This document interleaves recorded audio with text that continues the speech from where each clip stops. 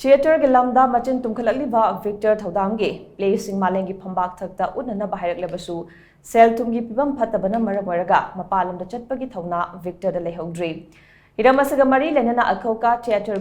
Group की founder सुओरिबा director actor Thoudam Victor ga TOMTV की staff reporter George Bachaspati mayum amasung video journalist Sharat Chandra Posangbamga akanana unarubagi pautamama Thoudam Victor Imphal East District की कोंठा खाबम चुम्ब्रई थोंगदगिनी इनखलकपदगी हौना art लुपई सैनिक school दगी class 12 लोयरबा मतुंग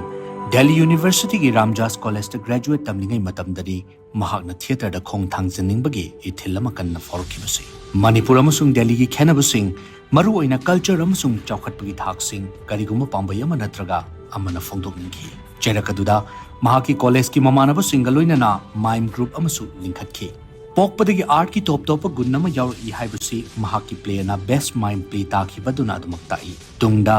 national School of Drama दा चही अहुमगी post graduate diploma तमलबा मतुंग फेलोशिप अमगी मखादा मणिपुर की सकनाइरब थिएटर पर्सनालिटी हाइसनाम कन्हाइलाल अमदी इमा सावित्री की मखादा थबक तौगी खुदोम चाब फंकी तुंगदा अहेनब लौसिंग तानसिनबा Charles Wallace India Trust scholarship की मखादा London International School of Performing Arts दा चही अनि बॉडी मूवमेंट की लौसिंग तानसन की महाकी अपामबदी लमदमसी कल्चर यावबा हकचांग कयात की मूवमेंट एक्सप्रेशन अमा ओइना मियामदा उत्पदुनी इसम समना महाक रेजिस्टेंस एक्सप्रेशन अमा पुथोकपा पामले मालेमदा मणिपुर सक्ताकनबा होनरी हाइबसी महाकी प्लेसिंग असिना मयेक सेंगना ताकी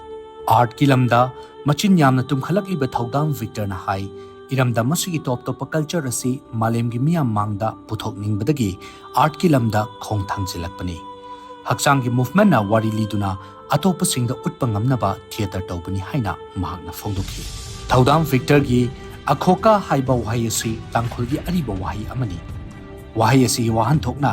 ख्वाइदगी मरु ओइबा युम्बी हाइबनी कुमजा लिसिंग अनि तरागा तरेता लिंखतखिबा थिएटर ग्रुप असिना हौजिक फावबदा प्रोडक्शन तरुक पुथोखरे मतम मतम की ओइना थिएटर वर्कशॉप कया अमसु चथरी अखोकाना पुथोखिबा तोंगान तोंगानबा प्लेसिंग नेशनल अमसुंग इंटरनेशनल की फेस्टिवल सिंगदा कयारक उठख्रे महाकी थोइदोक हेंदोकपसिंग अदु सखंगदुना चही असिगी मेटा अवार्ड 2023 सु थिएटर ग्रुप असिगी द डिपार्टेड डॉन प्ले दा बेस्ट एक्टर बेस्ट कोरियोग्राफी अमदी बेस्ट इनोवेटिव साउंड डिजाइन की मना लांथोरखे प्ले असि श्रीलंका अमसुंग ईरानदा पांथोकदबा थिएटर फेस्टिवल सिंगदा सरुक्यानबसु हाइरकपा लेख्रे अदुबु सेल थुम की फिल्म फत्ताबना मरम ओइरगा यावनिंगना यावबो ngамloi हाइख्रे हाइना महाकना मखाताखि मैम करी डॉक्टर इंजीनियर कई मैम सिंह सी क्वेश्चन दम तवे दो सही आई अपाम हाई तारे अपाम दो कई नोना हंग तारगदी आई ओइना स्माइल तौदना कल्चरल फ्रंट अमा तौरगा दुगा सही अदुगी थ्रू दुदगी कोईगी एक्सप्रेशन अमदि पामेबा दो व्हाट काइंड ऑफ करम एक्सप्रेशन ओना हाई कान सही रेजिस्टेंस तौबा एक्सप्रेशंस कमाई तौबा हाई कान सही मागी बॉडी की थ्रू दगी बॉडी जंग सही मीडियम अमा ओइना सिनबा अददा सही मीडियम सही body Jinnah invisible oiba pot se visible ohen bajine ba aina sahi yamna ai ngon yam ngai ju pot hai tare 2017 dagi akoka gi production haji pause 6 production laire ko atopa the national amasung international theater festival mayam sin du saruk mayam yarure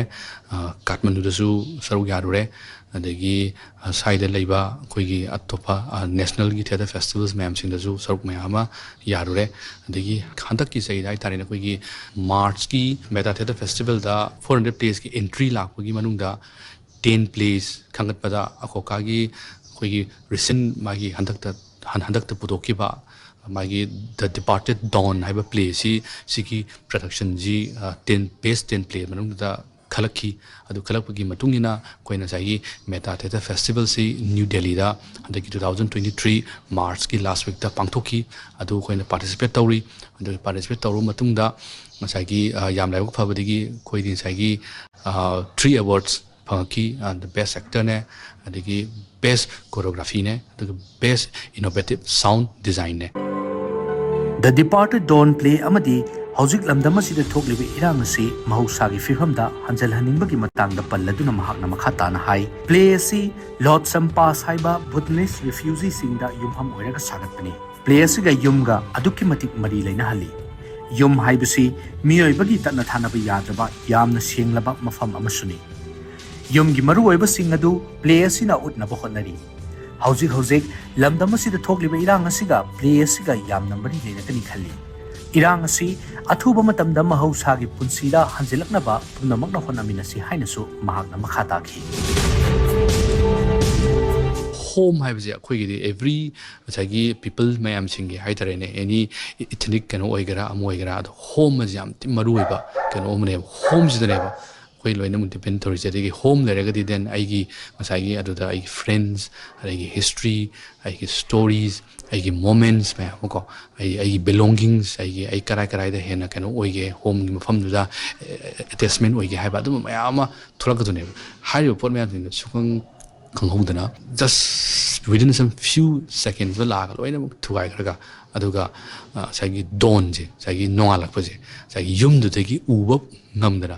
supang phangna dum sakkhibtune badu ada mayum degi nongalak pa je uba dum ngamkhidramne badu nongalak pa na ha gate then there is something like sagi nongalak pa na hai da gati sagi koi gi nangi new hope ama degi new idea ama lakpagi potune adugi poto lakhidramne loina aduna demok sarkhibagi admai tawagi wari mani adoina hanjik thoiba manipurgi crisis sigi matang jidasu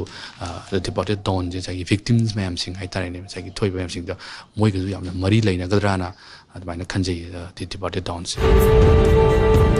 akhokhana paikhalakadaba thabak thauram sing amadi theater gi ihau hena khomang chawsil hanabagi matangda Thoudam Victor na TOMTV da hai Manipur da leiriba megadam taruk asina miyamda kaya yamna kanaba piribagi haibasi achaubo wahang amani hiram asiga mari lainana physical poetry ama puthoknaba Bangalore da based tawba Indian Foundation for Arts IFA na project ama pirakpadagi athuba matamda project asi paikhatnaba hotnari amaromda ngasigi khunai asida theater gi ihau hantharakpagi maram kayamarum leigani adubu ihau hantharakpagi maru oiba maram amadi theater gi marketing support leitabanani maram aduna theater gi khongchat asi nauna define toba mathau tai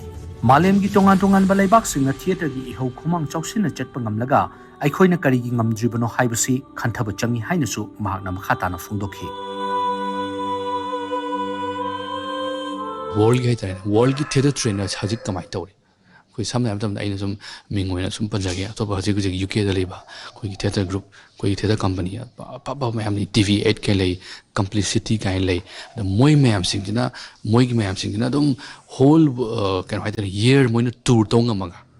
haitare tour tonga maga moi gi hariba moina puthoiba play mayam singna productions mayam singina people different country da leba per mayam singaga connect tonga maga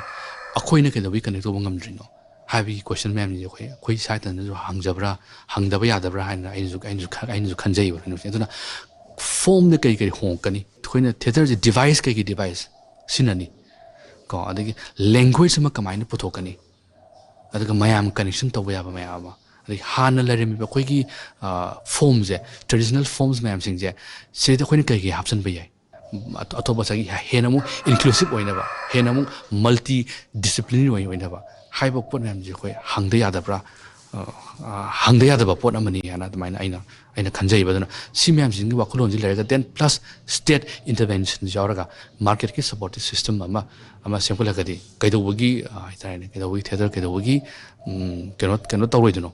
kaidawagi siduno theater kaidawagi nganong gi hena mai gi sagi participation gi keno jai hengalakadrana ana khanjai badana masing asigumba theater gilamda kathokpa magaloina khong thangjelakliba Victor gumba Manipur gi naha sing asida lengak na karigumba khara tangai fadana tawpham thoktabra haibusidi achaubo hangam oidi makhoi gi heisingba madi kathokpa gi thauna asi aikhoina mirai rabadi pumnamakki oina mangjabo oigini